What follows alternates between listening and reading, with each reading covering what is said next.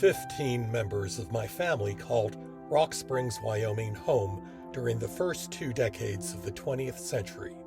Rock Springs was an Old West coal town full of saloons, a stop on the Transcontinental Railroad, and a haven for mountain men, miners, and outlaws, including sharpshooters like Calamity Jane and bank robbers like Butch Cassidy, who received his moniker as a Rock Springs butcher's apprentice.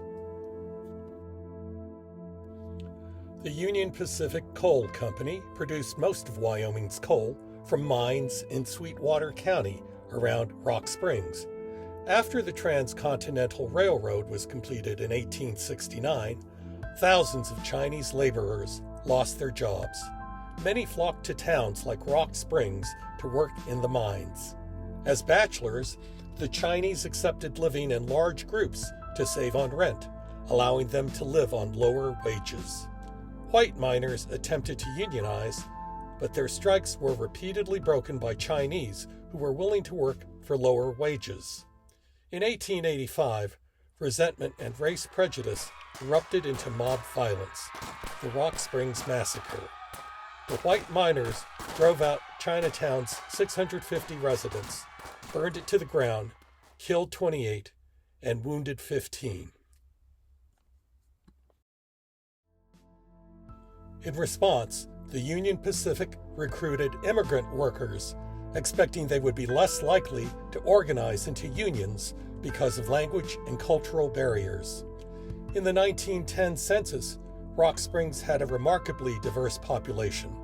With fewer than 5,800 inhabitants, the town had attracted immigrants from 56 nations, as well as Union and Confederate Civil War veterans and formerly enslaved African Americans.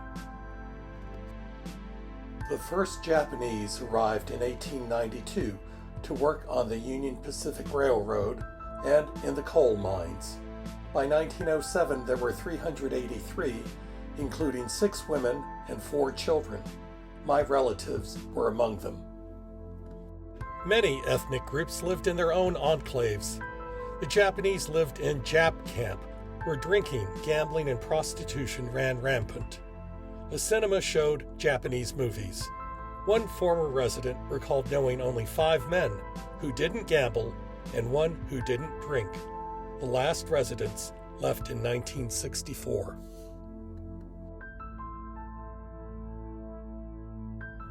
My great-grandparents, Shichigoro and Shima Hirayama, arrived in 1904 with their daughter Harue, born on a Maui sugar plantation.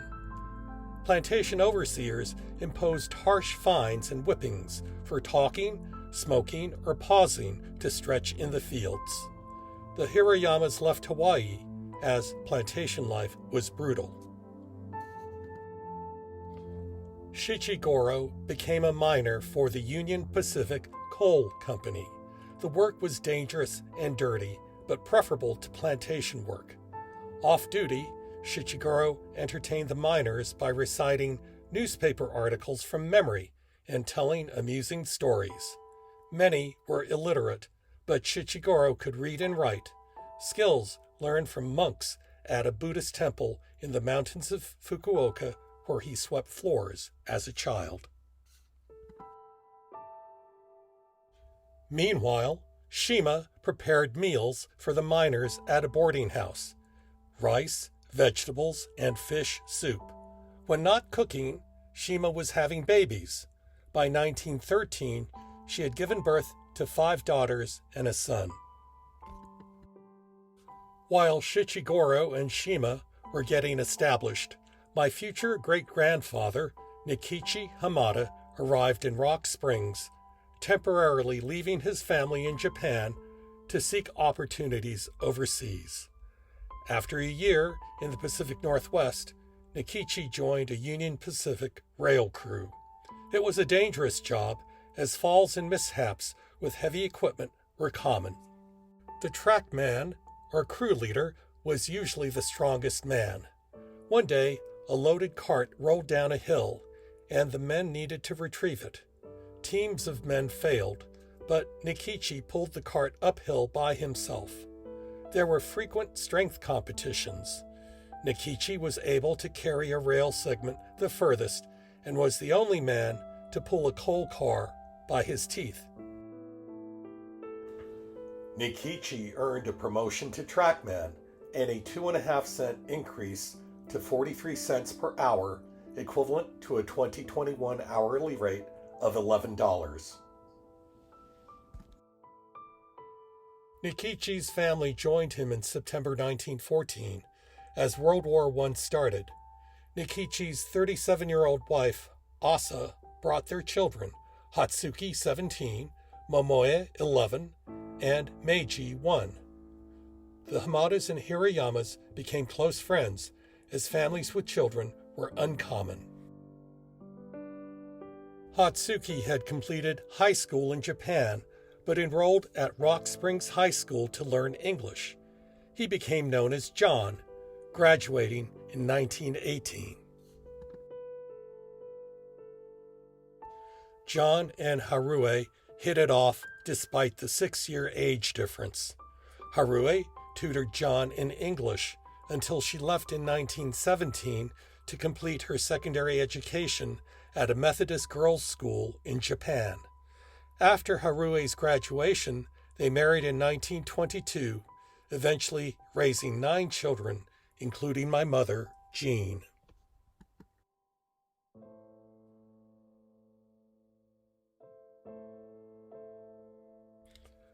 John worked as a Union Pacific paymaster, delivering payroll to the miners. The job was dangerous, as robbers continuously scrutinized bank visitors, knowing that the half-hour walk to the mining camps offered ample waylaying opportunities. One snowy day, John noticed a suspicious man shadowing him after retrieving payroll. He retraced his snowy steps and hid behind a large boulder. John observed his stalker brandishing a rifle, reaching the end of John's footprints and looking perplexed before withdrawing. John had avoided an ambush. On another occasion, as John approached the bank to retrieve payroll, a robber burst onto Front Street, clutching money bags.